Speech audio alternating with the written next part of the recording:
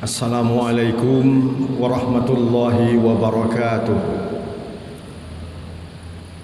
Alhamdulillahi rabbil alamin wa bihi nasta'inu ala umurid dunya waddin. Allahumma salli wa sallim wa barik ala sayyidina wa nabiyyina Muhammadin wa ala alihi wa ashabihi ajma'in wa man tabi'ahum bi ihsanin ila yaumiddin.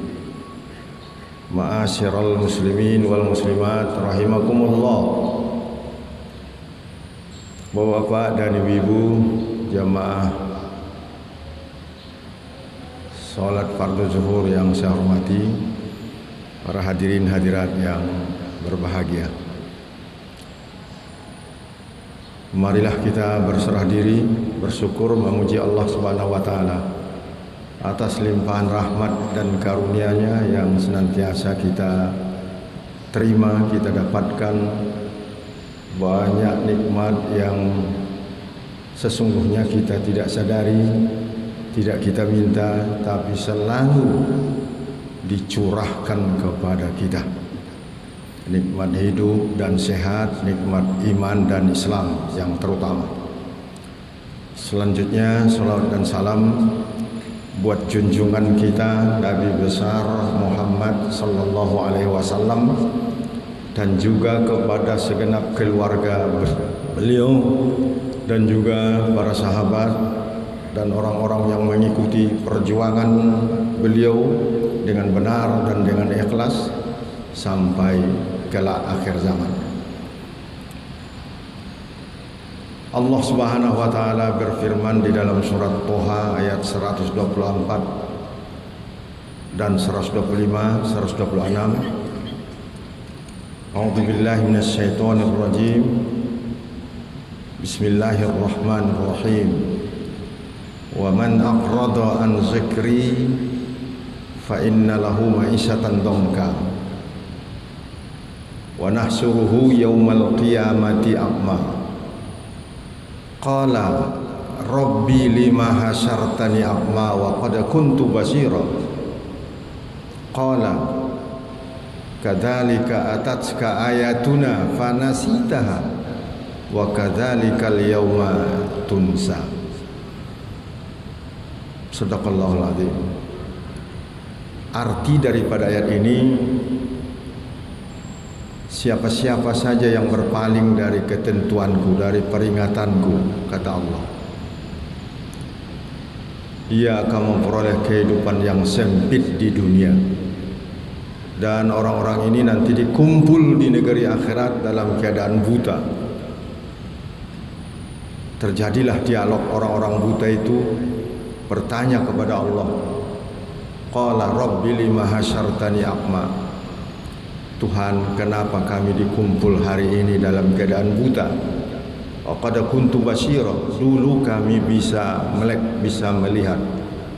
Jelas penglihatan kami, semua yang di depan nampak. Tapi kini kenapa ini sudah menjadi buta kami semuanya? Di kelompok besar itu tidak ada yang tidak buta. Jawab Allah, qala atatka ayatuna. Allah menjawab, dulu kami datangkan ayat-ayat kami, dibaca oleh para rasul, dilanjutkan oleh para ulama, guru-guru, ustaz, orang-orang berilmu pengetahuan Islam. Karena memang al-ulama warasatul anbiya, ulama itu pewaris nabi. Mereka bacakan ini pada kalian, tapi kalian mengabaikan. Hari ini kalian yang diabaikan. Ketika dibacakan ayat-ayat kami, kamu berpaling.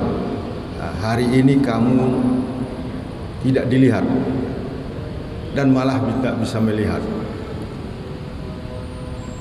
Bapak-bapak dan ibu-ibu, saudara-saudara, itu terjemahannya. Sesungguhnya ayat ini apabila ditafsirkan, wah hebat lagi. Di mana pengertian berpaling itu semua yang tidak acuh kepada agama. mulai dari ateis yang tidak beragama dan membenci orang yang beragama, komunis juga, Yahudi juga, terutama kepada agama Islam, Nasrani juga. Ini malah dijelaskan di dalam ayat lan tarda angkal yahudu walan nasara hatta tattabi'a millatahum. Tidak pernah enak tidurnya kaum Yahudi dan Nasrani, tidak pernah senang mereka Yahudi dan Nasrani sebelum kamu mengikut agama mereka, sebelum kita berpindah agama ke agama mereka. Usaha bertahun-tahun, beratus tahun mereka lakukan. Nah, sekarang tidak ateis komunis, Yahudi dan Nasrani saja yang mengganggu akidah kita, yang membuat banyak umat berpaling dari agama ini, termasuk kaum sekuler. Kaum sekuler itu ialah orang yang memisahkan agama dengan dunia, agama dengan kesejahteraan dunia, agama dengan sains. Bahkan ada yang menyebut agama itu urusan pribadi, tidak urusan bermasyarakat, tidak ada urusan pemimpin dan pemerintahan. Ini yang selalu dihembuskan, sehingga umat Islam juga terlena, terbawa hanyut terhadap himbauan ini. Bahkan banyak sekali kalimat yang menyakitkan. Jangan dipadukan, jangan disamakan, jangan digabungkan agama dan kehidupan dunia. Ini betul-betul menyakitkan hati kita, tidak menyakitkan hati orang yang sudah pemahaman keislamannya bagus, agamanya tidak akan goyah, tapi umat Islam secara keseluruhan akan rusak akidah orang yang tidak akan kurang akidah orang yang setengah-setengah pengetahuan keislamannya. Kita tidak nuduh siapa-siapa, tapi kalangan umat Islam kan pengetahuan keislamannya masih sangat minim. Enggak usahlah sains and teknologi yang berkait dengan Islam, fardu ain saja, fardu ain, kewajiban pribadi yang harus diketahui oleh umat Islam. Banyak saudara-saudara kita orang Islam yang tidak mengetahui. Sebagaimana sering kita dengar dari uraian guru-guru kita, ulama-ulama kita, pengetahuan keislaman tentang pendalaman Al-Quran masih jauh. Pengetahuan keislaman, urusan pribadi, kewajiban-kewajiban yang disebut fardu ain, masih banyak yang belum bisa diandalkan, minim sekali. Orang-orang ini berpaling dengan agama bukan saja karena tidak punya pengetahuan, tapi bisikan, himbauan, ucapan-ucapan yang enggak kita setujui, enggak kita senangi, yang datang dari mulai tadi Yahudi, Nasrani, ateis, komunis, sekuler, Ahmadiyah, Syiah, dan orang pembenci-pembenci Islam lainnya.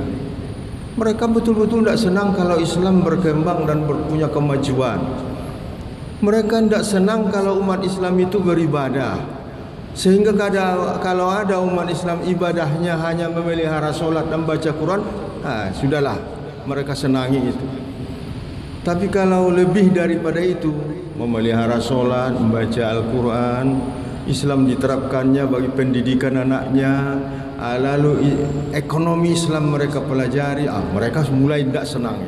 Apalagi kalau umat Islam ikut berpolitik.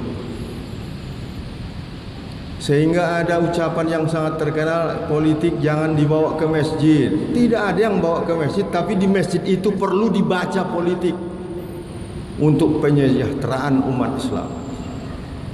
Karena himbauan yang selalu jangan dicampurkan masalah dunia dan agama, dan ditambah lagi jangan dibawa pembicaraan agama ke masjid, makin menjauhlah umat Islam dari ajaran agamanya, dan pengetahuan keislamannya yang sangat minim itu menjadi lebih minim sekali.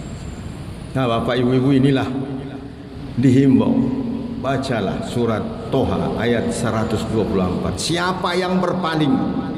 Kalimat berpaling ini menurut etimologi pengertiannya jelas. Sesungguhnya orang yang tidak senang dengan Islam, tidak senang dengan orang Islam. Orang-orang lain tidak senang dengan keislaman. Bahkan akhir-akhir ini makin jelas dan makin berani orang-orang menendang, menghina, memojokkan, melecehkan pemeluk Islam dan agama Islam itu sendiri. Bapak ibu-ibu yang saya hormati, Allah sudah menjelaskan orang yang berpaling, yang tidak mengabaikan, tidak mengajukan peringatan Allah itu kan dalam Al-Quran dan hadis Nabi. Itu kan ajaran Islam bersumberkan Al-Quran dan hadis, peringatan Allah.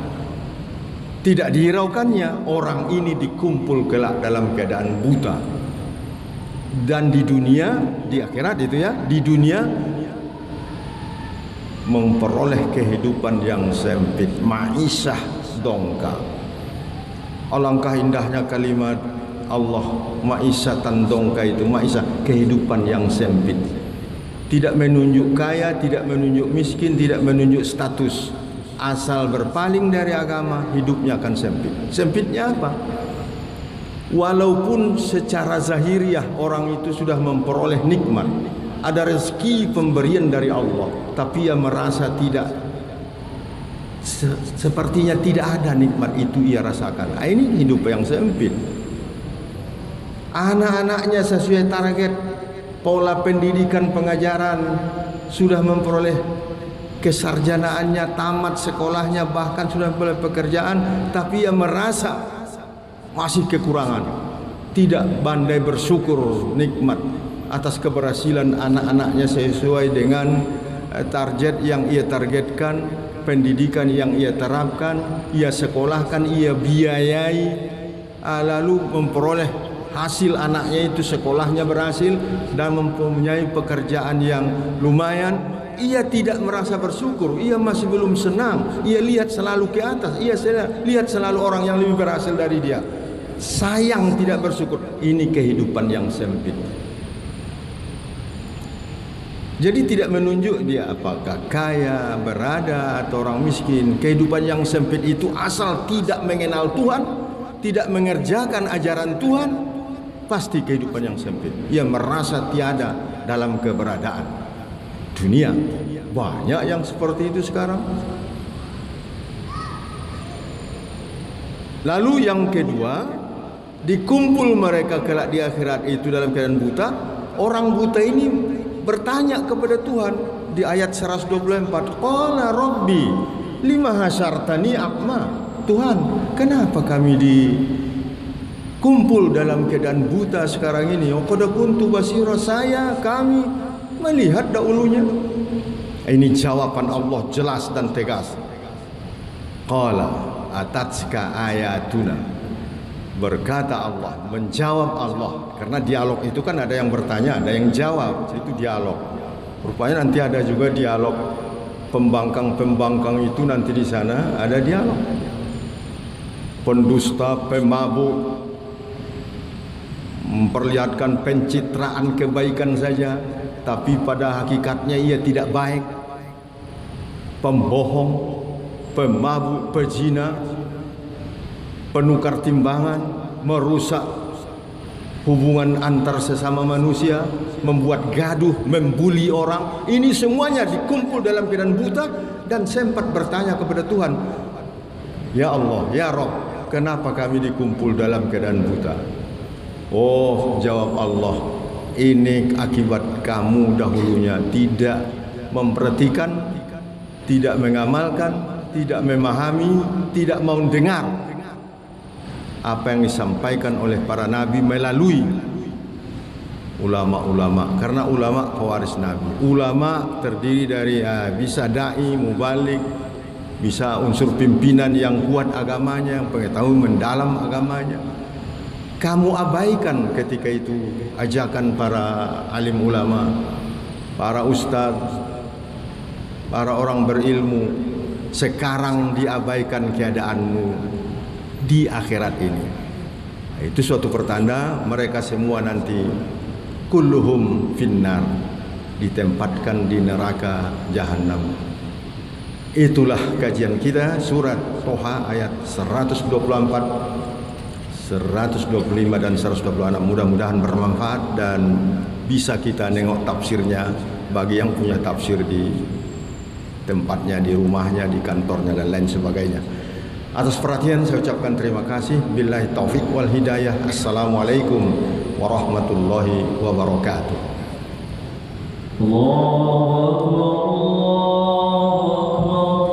Asyhadu an la ilaha illallah. Asyhadu anna Muhammadar Rasulullah. Hayya 'alas salati, hayya 'alal falah. Qad qamatis salatu, qad qamatis salah. Allahu Akbar, Allahu Akbar. La